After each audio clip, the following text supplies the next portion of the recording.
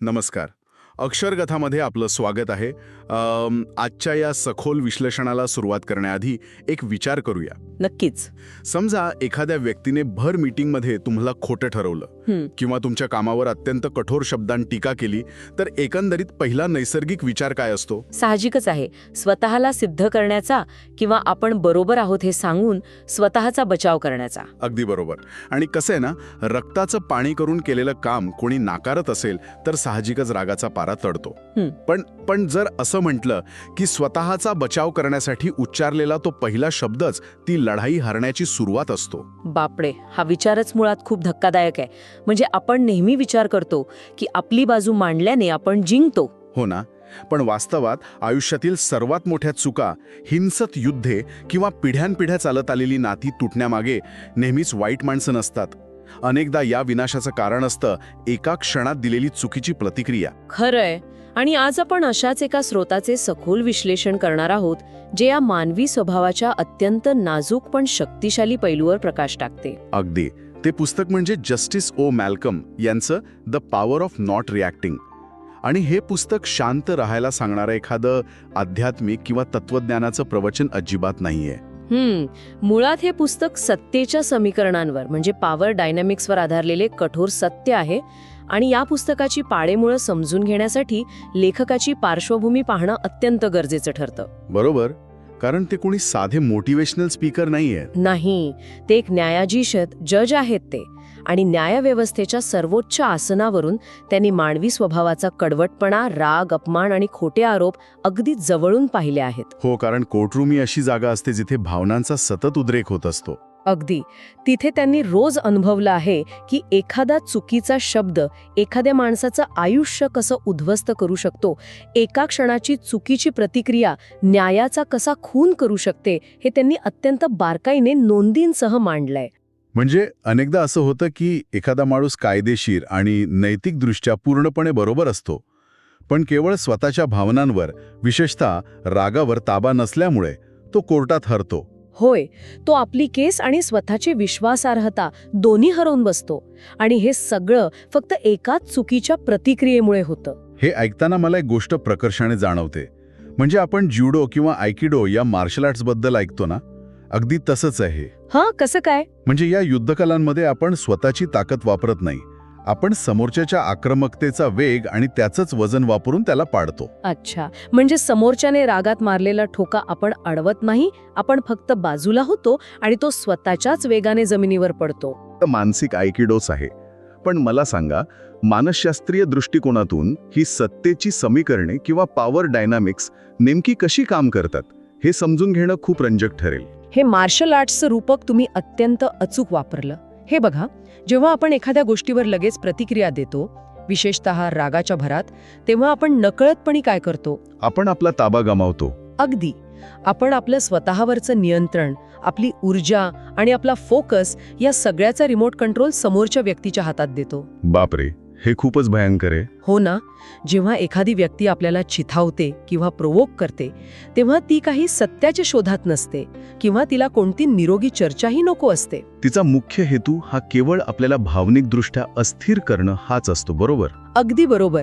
आणि ज्या क्षणी आपण चिडतो, स्पष्टीकरण देऊ लागतो किंवा ओरडतो, त्या क्षणी ती व्यक्ती जिंकते, कारण तिला जे हवं होतं ते मिळालेलं असतं. म्हणजे आपल्या भावनांचा रिमोट कंट्रोल. हो, म्हणूनच रिॲक्ट म्हणजे प्रतिक्रिया देणं आणि रिस्पॉन्स म्हणजे प्रतिसाद देणं, यातील मूलभूत फरक आपल्याला ओळखता आला पाहिजे. हा फरक थोडा उलगडून सांगाल का? नक्कीच. रिॲक्ट करणं ही एक नैसर्गिक, आत्ताताई आणि जैविक कृती असते, जी थेट आपल्या भावनांमधून बाहेर पडते. पण रिस्पॉन्स म्हणजे जाणीवपूर्वक विचार करून घेतलेला निर्णय. म्हणजे खरी ताकद ही समोरच्यावर प्रतिहल्ला करण्यात नसते, तर उत्तर द्यायचं की नाही, आणि द्यायचं तर कधी द्यायचं हे ठरवण्याच्या क्षमतेत असते. अगदी तसंच. आपण आपली ऊर्जा कुठे आणि कधी खर्च करायची याचा अधिकार पूर्णपणे स्वतःकडे ठेवणं. चला तर मग हे सगळं खऱ्या आयुष्यात कसं लागू होतं हे पाहूया. जिथे प्रचंड स्पर्धा आहे, राजकारण आहे, कॉर्पोरेट जगाचे दबाव आहेत. या पुस्तकात एका उदाहरणातून हे फार प्रभावीपणे मांडलं आहे. हो, तो एका मोठ्या कंपनीतील अत्यंत महत्त्वाच्या मीटिंगचा प्रसंग आहे ना? हो, तोच. म्हणजे सर्व वरिष्ठ अधिकारी टेबलाभोवती बसले आहेत, अशातच एक मॅनेजर अचानक आक्रमक होतो आणि एका सहकार्याने घेतलेल्या निर्णयावर अत्यंत बोचऱ्या आणि कडक शब्दात टीका करायला सुरुवात करतो. आणि साहजिकच संपूर्ण मीटिंग रूममध्ये लोकांच्या नजरा त्या व्यक्तीकडे वळतात ज्याने तो निर्णय घेतला होता. हो ना, तिथे उपस्थित प्रत्येकाला एका मोठ्या वादाची, स्पष्टीकरणाची किंवा काउंटर अटॅकची अपेक्षा असते, पण तो निर्णय घेणारा माणूस स्वतःचा बचाव करण्याऐवजी पूर्णपणे शांत राहतो. आणि यातली सर्वात रंजक गोष्ट म्हणजे ती शांतता काही सेकंदातच इतकी अस्वस्थ करणारी आणि जड होते की जो माणूस टीका करत होता तोच आतून कोलमडायला लागतो. हे कसं होतं? म्हणजे शांत राहिल्याने समोरचा कसा कोलमडतो? कसे ना, मानवी संवाद हा एका लयीत चालतो. एक जण बोलतो, दुसरा उत्तर देतो. जेव्हा समोरून आक्रमक हल्ला होतो तेव्हा हल्ला करणाऱ्याच्या मेंदूला साहजिकच प्रतिकाराची अपेक्षा असते. हां. आणि जेव्हा तिथे पूर्णपणे शांतता असते, एक पोकळी किंवा व्हॅक्यूम निर्माण होतो, तेव्हा काय होतं? तेव्हा त्या टीकाकाराचे स्वतःचेच आक्रमक शब्द त्या शांततेत गुंजायला लागतात. त्याला स्वतःचाच वर्तनाचा वेडेपणा जाणवू लागतो. त्याला अपेक्षित असणारा इगो क्लॅश तिथे घडतच नाही. बापरे. आणि शेवटी तो शांत माणूस अत्यंत स्थिर आवाजात फक्त एवढंच म्हणतो की तुझं म्हणणं लक्षात घेतलं, आपण नंतर यावर बोलू. हो, या एका वाक्याने आणि त्याआधीच्या अस्वस्थ करणाऱ्या शांततेने त्या मीटिंग रूममधील सत्तेचं संपूर्ण समीकरणच बदलून टाकलं. म्हणजे जेव्हा एखादा माणूस स्वतःला एक्सप्लेन करायला लागतो, स्पष्टीकरण देतो, तेव्हा तो मुळातच एका बचावात्मक आणि कमकुवत स्थितीत ढकलला जातो. अगदी बरोबर. कारण स्पष्टीकरण देणं म्हणजे आपण समोरच्याच्या आरोपाला महत्त्व देत आहोत असा त्याचा थेट अर्थ निघतो. खरंय. त्या शांत व्यक्तीने वाट टाळला नाही किंवा तो पळूनही गेला नाही, तर त्याने संपूर्ण पॉवर स्वतःकडे वळवली, परिस्थितीला स्वतःच्या अटींवर हाताळलं. कारण नाही, शांत राहून त्याने परिस्थितीला बोलण्याची संधी दिली. म्हणजे हे एक मानसशास्त्रीय हत्यारच आहे म्हणा ना. हो ना. जेव्हा आपण गप्प राहतो तेव्हा समोरच्याला वाटतं की आपण काहीतरी सखोल विचार करत आहोत. यामुळे टीकाकाराच्या मनात असुरक्षितता निर्माण होते आणि तो स्वतःच्या जाळ्यात अडकतो. हे सगळं ऐकताना माझ्या मनात एक अत्यंत कळीचा मुद्दा उपस्थित होतोय. कोणता? म्हणजे सतत शांत राहणं किंवा प्रतिक्रिया न देणं म्हणजे कुठेतरी अन्याय सहन करणं किंवा कमकुवतपणा दर्शवणं नाही का? जर कोणी अन्याय करत असेल आणि आपण फक्त गप्प बसलो तर लोक आपल्याला पीडित मानतील? हा एक अत्यंत नैसर्गिक प्रश्न आहे आणि अनेकदा हाच गैरसमज लोकांमध्ये असतो. पण असं अजिबात नाहीये. अच्छा. कसं काय? कारण राग नाकारणं हा उपाय असू शकत नाही ना. राग हा इंधनासारखा असतो असं म्हणतात. या इंधनाने आपण स्वतःचं घर जाळू शकतो किंवा त्याचा वापर इंजिन चालून पुढे जाण्यासाठी करू शकतो. अत्यंत मार्मिक विचार आहे हा. आणि मलाला युसुफझई यांच्या उदाहरणातून हा गैरसमज अगदी पूर्णपणे दूर होतो. मलाला युसुफझई. हो. जेव्हा एका लहान मुलीवर शाळेच्या बसमध्ये गोळी झाडली जाते तेव्हा तिची पहिली जैविक आणि नैसर्गिक भावना कोणती असेल? साहजिकच राग, द्वेष, सूड हे सर्व अगदी स्वाभाविक आहे. हो. पण मलालाने या भावनांना स्वतःवर स्वार होऊ दिलं नाही. तिने आपला राग नाकारला नाही किंवा तो दाबूनही ठेवला नाही. म्हणजे तिने त्या रागाचा वापर विचारांच्या स्पष्टतेसाठी केला.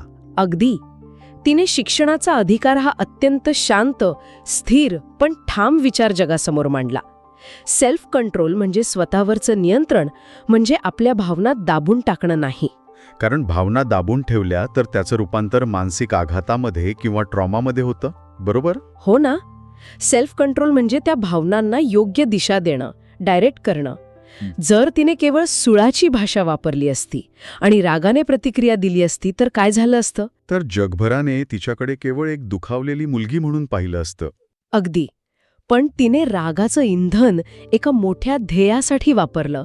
ती शांत राहिली आणि म्हणूनच ती एक जागतिक चळवळ बनू शकली. वा. सेल्फ कंट्रोल म्हणजे भावना दाबून टाकणं नाही, तर त्यांना दिशा देणं. हा विचार खऱ्या अर्थाने अंतर्मुख करणार आहे. आतमध्ये वादळ असू शकतं, पण बाहेरून त्याला एक विधायक दिशा असली पाहिजे. होय. आणि जर आपण या संकल्पनेला आपल्या रोजच्या जगण्याशी, आपल्या दैनंदिन ताणतणावांशी जोडलं तर एक वेगळंच सत्य समोर येतं. कसं काय? कसं आहे ना, मानवी मेंदूला अनुत्तरित प्रश्न अजिबात आवडत नाहीत. जेव्हा एखाद्या प्रश्नाचं उत्तर मिळत नाही तेव्हा मेंदू स्वतःच एक कथा तयार करतो. अच्छा. म्हणजे समजा एखाद्याला मेसेज केला आणि त्याचा रिप्लाय उशिरा आला तर आपण लगेच डोक्यात एक कथा तयार करतो की हा मला इग्नोर करतोय किंवा याला माझी किंमत नाही. अगदी बरोबर. आणि इथेच खरी गंमत आहे. मग आपली प्रतिक्रिया त्या वास्तवावर नसते की तो माणूस कामात बिझी असेल, तर आपल्या डोक्यातल्या त्या कथेवर असते. खरंय. म्हणजे आपण वास्तवावर नाही तर आपल्याच असुरक्षिततेवर प्रतिक्रिया देत असतो. हो, आणि यालाच पुस्तकात द ट्रॅप ऑफ अझम्पशन्स किंवा चुकीच्या समजुतींचा सापळा असं म्हटलं आहे. आणि या संदर्भात ऑफिसमधील एका शांत सिनियर कर्मचाऱ्याची कथा अत्यंत चपखल बसते पुस्तकातली. हो, ती कथा. तो माणूस मीटिंगमध्ये फार कमी बोलायचा आणि कोणत्याही विषयावर लगेच प्रतिक्रिया द्यायचा नाही.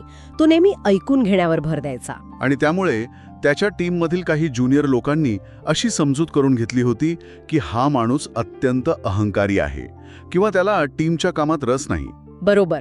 आणि मग एक दिवस एका ज्युनियरने त्याला थेट विचारलंच की तुम्ही टीम प्लेअर का नाही आहात? तुम्ही नेहमी असे अलिप्त का राहता? आता इथे पुन्हा एकदा आक्रमक प्रतिक्रिया अपेक्षित होती. हो ना, पण त्या सिनियर कर्मचाऱ्याने स्वतःचा डिफेन्स न करता, स्वतःचं समर्थन न करता अत्यंत शांतपणे एकच प्रश्न विचारला. तो म्हणाला, तुला असं का वाटतं? अगदी. यामुळे एक महत्वाचा प्रश्न उभा राहतो. आपण लोकांच्या शब्दांवर रिॲक्ट करतो की आपल्या स्वतःच्या भीतीवर? खरंय. तुला असं का वाटतं? हा एकच प्रश्न समोरच्याला त्याच्याच समजुतींचा फेरविचार करायला भाग पाडतो. होय. या एका प्रश्नामुळे त्या ज्युनियरला स्पष्टीकरण द्यावं लागलं आणि तेव्हा सत्य समोर आलं की तो बोलत नाही कारण तो आधी सगळ्या गोष्टींचं निरीक्षण करत असतो. तो अर्ध्या माहितीवर बोलण्यापेक्षा पूर्ण चित्र समजून घेण्यावर भर देतो. आता विचार करूया, जर त्या सिनियरने लागाच्या भरात प्रतिक्रिया दिली असती की माझ्यावर असा आरोप करण्याची तुझी हिंमत कशी झाली, तर काय झालं असतं? ती चुकीची समजूत एका मोठ्या वादात रूपांतरित झाली असती. हो ना. प्रतिक्रिया हा नेहमी एक शॉर्टकट असतो. तो लगेच बाहेर पडतो आणि माणसाला वेगाने कुठेतरी पोहोचवतो नक्की, पण अनेकदा ती जागा चुकीची असते. या उलट समजून घेणं हा एक लांबचा रस्ता आहे.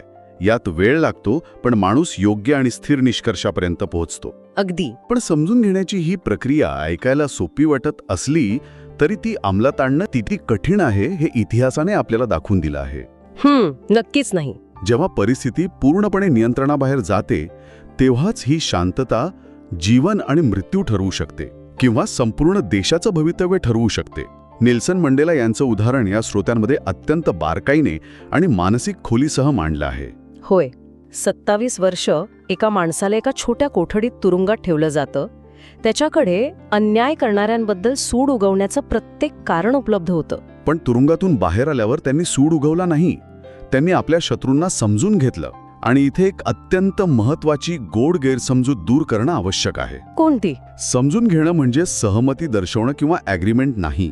आपण अनेकदा असा विचार करतो की समोरच्याला समजून घेणं म्हणजे त्याने केलेल्या चुकीला बरोबर मानणं. हा एक अत्यंत महत्वाचा मानसशास्त्रीय फरक आहे जो मंडेलांनी जाणला होता. समजून घेणं म्हणजे समोरच्या माणसाची भीती, त्याची असुरक्षितता आणि त्याच्या क्रौर्यामागील कारणं ओळखणं. मंडेला यांनी हे ओळखलं होतं की त्यांचा संघर्ष हा व्यक्तींविरुद्ध नसून एका व्यवस्थेविरुद्ध होता. अगदी. जर त्यांनी राग आणि द्वेष उराशी बाळगला असता तर तुरुंगाबाहेर येऊनही ते मानसिकदृष्ट्या कायम त्याच कैदेत राहिले असते. म्हणजे स्वतःला रागाच्या आणि द्वेषाच्या साखळदंडातून मुक्त करण्यासाठी त्यांनी शांतता आणि समजूतदारपणाची रणनीती वापरली. शत्रूला समजून घेणं हे स्वतःच्या मानसिक स्वातंत्र्यासाठी उचललेलं पाऊल होतं. आणि हीच स्थिरता संकटाच्या वेळी कशी तारणहार ठरते हे विमानाच्या कॉकपिटमधील पायलटच्या उदाहरणावरून अधिक स्पष्ट होतं. अच्छा, ते इंजिन फेलियरचं उदाहरण. हो. 30,000 फूट उंचीवर जेव्हा अचानक विमानाचं इंजिन बंद पडतं तेव्हा आकाशात शांतता नसते. प्रचंड गोंधळ असतो, धोक्याचे अलार्म वाजत असतात, लाल दिवे चमकत असतात. बापरे, नुसत्या विचारांनीच धडधडतंय. अशा वेळी तो पायलट साहजिकच पॅनिक होऊ शकतो. पण तो तसं करत नाही. तो स्थिर राहतो आणि प्रक्रियेवर लक्ष केंद्रित करतो. याचं कारण काय असावं? कारण तिथे एक अत्यंत महत्वाचा धडा दडलेला आहे. शांतता ही कोणती नैसर्गिक भावना नाही, तर ते जाणीवपूर्वक कमावलेलं एक कौशल्य आहे, एक स्किल आहे.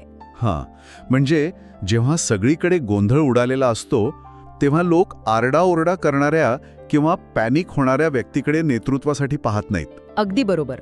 संकटात सापडलेला समाज किंवा समूह नेहमी त्या माणसाकडे विश्वासाने पाहतो जो शांतपणे विचार करत असतो आणि मार्ग काढत असतो.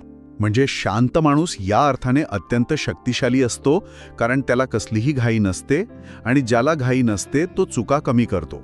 हो ना, त्याचे निर्णय आजूबाजूच्या गोंधळातून नाही तर आतल्या स्थिर विचारांतून येतात. परिस्थिती नियंत्रणात नसली तरी स्वतःची प्रतिक्रिया नियंत्रणात ठेवणं हाच खरा विजय असतो. या संपूर्ण विश्लेषणातून एक अत्यंत स्पष्ट आणि भेदक विचार समोर येतो. आजचं आपलं रोजचं जगणं, सोशल मीडियाचा अतिवापर, कामाचं ठिकाण, नाती, हे सगळं आपल्याला सतत प्रतिक्रिया द्यायला भाग पाडत असतं. खरंय, प्रत्येक गोष्टीवर आपलं मत असलंच पाहिजे, आपण लगेच उत्तर दिलंच पाहिजे, अशी एक अदृश्य पण जाचक सक्ती आजच्या काळात आहे. हो, आणि अशा वेळी जाणीवपूर्वक थांबायला शिकणं, पॉज घेणं, ही आजच्या काळाची सर्वात मोठी मानसिक गरज बनली आहे. अनावश्यक प्रतिक्रिया आपल्याला त्याच जागी, त्याच वादाच्या चिखलात अडकवून ठेवते. पण शांतता आपल्याला एक पाऊल मागे घेऊन संपूर्ण चित्र पाहण्याची संधी देते. कोणताही खरा आणि शाश्वत बदल हा गोंधळात किंवा आरडाओरडात होत नाही. तो नेहमी शांततेत, विचारांती घडतो. अगदी खऱ्या अर्थाने. आणि म्हणूनच कधीकधी काहीही न करणं हीच सर्वात मोठी, सर्वात शक्तिशाली आणि परिणामकारक कृती असू शकते.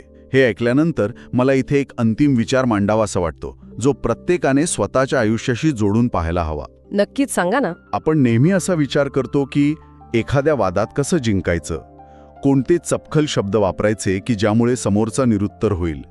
पण खरी मिळकत यात असेल का, की तो वादच मुळात आपली मानसिक शांती आणि आपली ऊर्जा हिरावून घेण्यासाठी रचलेला एक सापळा आहे, हे ओळखणे. आणि त्या खेळात न उतरता, कोणतीही प्रतिक्रिया न देता तो खेळच मुळात जिंकणे. खूपच सखोल विचार आहे हा.